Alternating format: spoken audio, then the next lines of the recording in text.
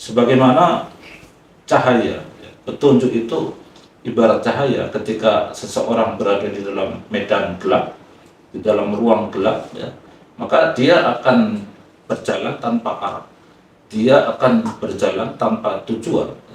Tetapi dengan adanya petunjuk, dia bisa membedakan mana yang warnanya putih, mana yang warnanya hitam, mana yang warnanya merah, dan sebagainya.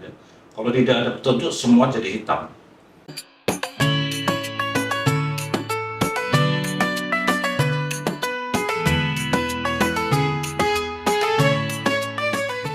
Assalamualaikum warahmatullahi wabarakatuh.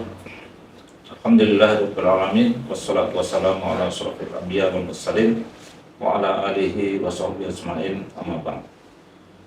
Pemirsa yang dimuliakan oleh Allah SWT, alhamdulillah kita di dalam bulan Ramadan ini ada inspirasi yang sangat penting yang tentu tidak boleh dilupakan oleh kita kaum muslimin semuanya, bahkan tidak layak dilupakan oleh seluruh manusia, yaitu bahwa di bulan Ramadan ini Allah turunkan Al-Quran, yang Al-Quran itu adalah menjadi petunjuk untuk umat manusia. Sebagaimana Allah sudah berfirman di dalam salah satu suratnya, A'udzubillahi minasyaitonirrajim, Bismillahirrahmanirrahim. Syahrul Ramadan alladzi unzila fihi al-Qur'an hudan lin-nas wa bayyinatin minal huda wal furqan. Bulan Ramadan yang Allah sudah turunkan Al-Quran, hudan lin-nas, yang berfungsi sebagai petunjuk bagi manusia, wa bayyinatin minal huda wal furqan, dan menjadi penjelas atas petunjuk itu, dan sebagai furqan, sebagai pembeda. Pemirsa yang dimuliakan oleh Allah SWT, Al-Quran yang nyata-nyata disebutkan oleh Allah SWT adalah sebagai hudan, sebagai petunjuk. Apa yang dimaksud dengan hudan dan bagaimana pentingnya kita menjadikan Al-Quran sebagai hudan, ini satu kesadaran yang sangat penting. Hudan atau petunjuk itu adalah sesuatu yang menjadikan kita, ketika kita mengambilnya, kita akan selamat. Ketika kita mengambilnya, kita akan mendapatkan suatu jalan yang benar, jalan yang bisa menyelamatkan kehidupan kita. Dan kalau kita tinggalkan, kita akan celaka, kita akan tersesat, kita akan mendapatkan musibah. Nah, ini jalan petunjuk.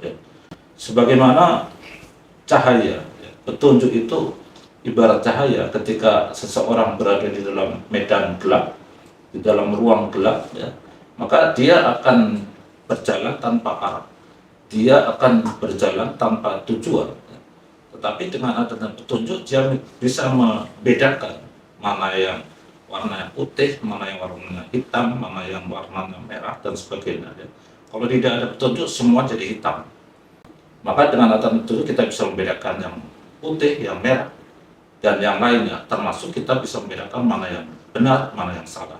Jalan yang lurus, jalan yang bengkok, jalan yang berbahaya, jalan yang aman, dan seterusnya. Nah, itulah petunjuk. Maka penting kita mendapatkan petunjuk di dalam hidup ini, karena hidup ini laksana kita ditempatkan di dalam satu ruang, di dalam satu medan yang gelap. Dunia itu kalau tidak ada petunjuk menjadi gelap. Maka Allah turunkan Al-Quran sebagai petunjuk, sebagai hudan.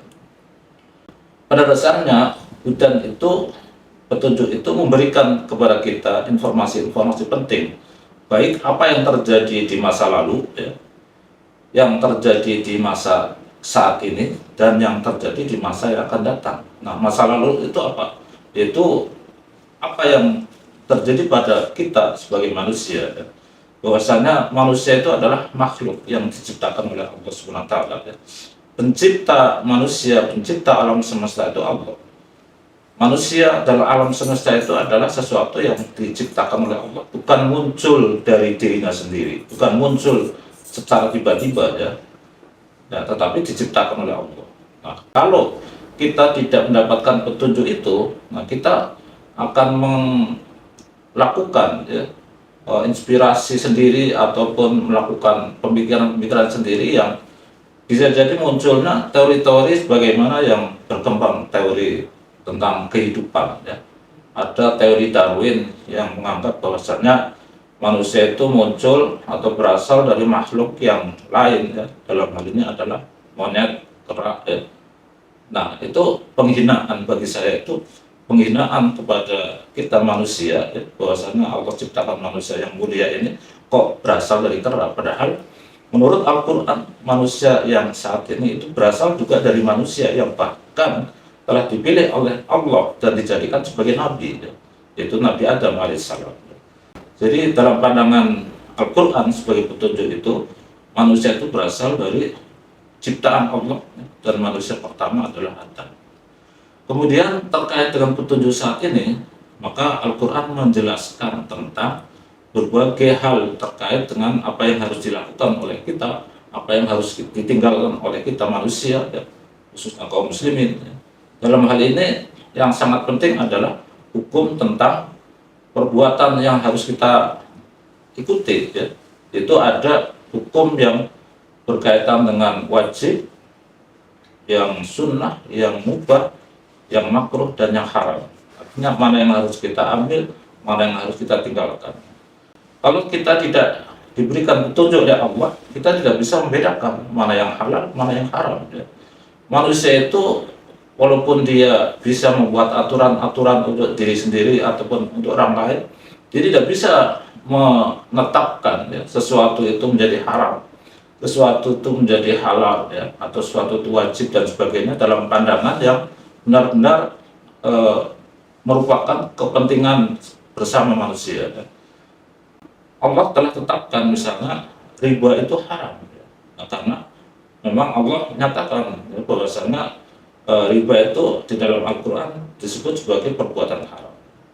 Allah tetapkan bahwasannya babi itu haram. Nah itu juga karena Al-Quran ya, yang itu adalah firman Allah yang disampaikan oleh Allah kepada Rasul, dan bahwasanya riba atau babi itu adalah sesuatu yang haram. Nah kalau berdasarkan logika kita, teori ilmiah kita atau penelitian-penelitian kita tidak akan sampai bisa menyimpulkan bahwasanya babi itu haram. Walaupun ada yang mengatakan bahwasanya babi itu haram itu karena mengandung cacing pita, karena kotor, karena ini, karena itu, dan sebagainya. Nah itu tidak bisa menjadi dalil atau tidak bisa menjadi argumentasi bahwasanya babi itu dianggap sebagai sesuatu yang haram. Karena kalau itu karena kotor, bagaimana kalau sudah bisa dibersihkan? Kalau itu mengandung cacing pita, bagaimana kalau cacing pita itu bisa dimatikan? Nah itu kan menjadi masalah yang kemudian dalil itu atau argumentasi itu menjadi terbantahkan.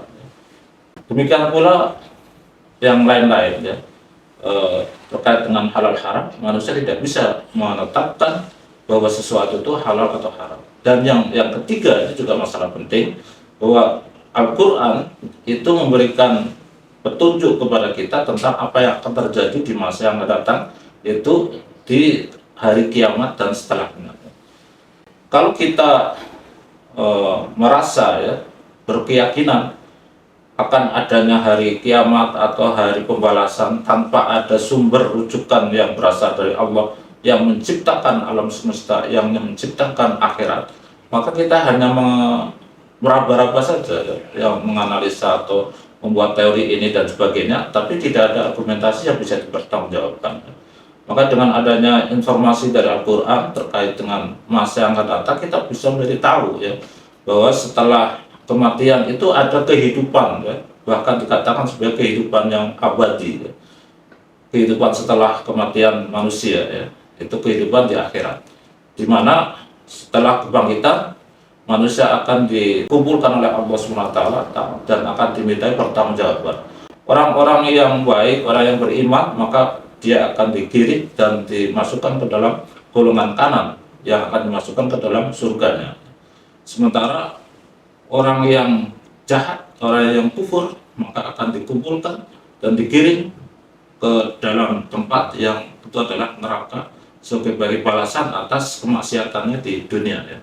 Maka itulah petunjuk yang sangat penting bagi manusia. Selayaknya kita mengambil petunjuk itu agar kita tidak tersesat, agar kita tidak terjatuh kepada berbagai keserusakan baik yang ada di dunia maupun di akhirat. Mudah-mudahan bermanfaat bagi kita semuanya dan memberikan kesadaran bahwasanya petunjuk itu sangat penting bagi kita agar kita selamat dunia dan akhirat. Bila taufiq wal hidayah. Assalamualaikum warahmatullahi wabarakatuh.